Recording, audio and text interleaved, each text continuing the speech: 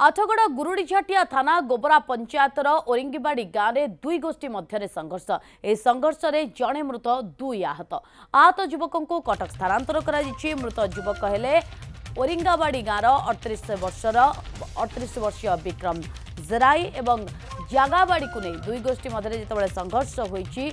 घटनास्थल में गुरुडीझाटिया पुलिस पहुंची तदंत आरंभ कर बड़ खबर रोचे जे आठगड़ गुरुडीझाटिया थाना गोबरा पंचायतर ओरिंगाबाड़ी गाँव में दुई गोष्ठी मध्य संघर्ष घटी संघर्ष कारण जनकर मृत्यु होता बेले दुई जन आहत होती आहत युवक को कटक स्थानांतर कर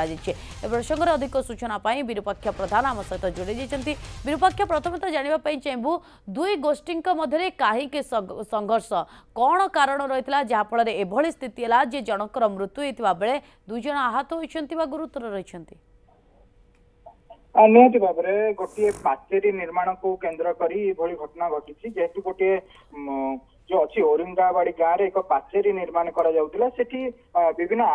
आदिवासी संप्रदाय लोक मैंने बसवास करती से सीधा सड़क यहाँ विरोध करते विरोध पर उभय भितर बचसा होता बचसा एत उग्र रूप नहीं जहाँफल दुई गोष्ठी मुहांमुही होते पाटितुंड सहित बाड़ाबाड़ी उभय मध्य होता फल जनकर मृत्यु होती दुई जन गुरुतर आहत हो बर्तमान कटक रे चिकित्सित होती घटनास्थल रे जेहेतु गुरुछाटिया पुलिस पहुंची तदंत जारी रखी घटना को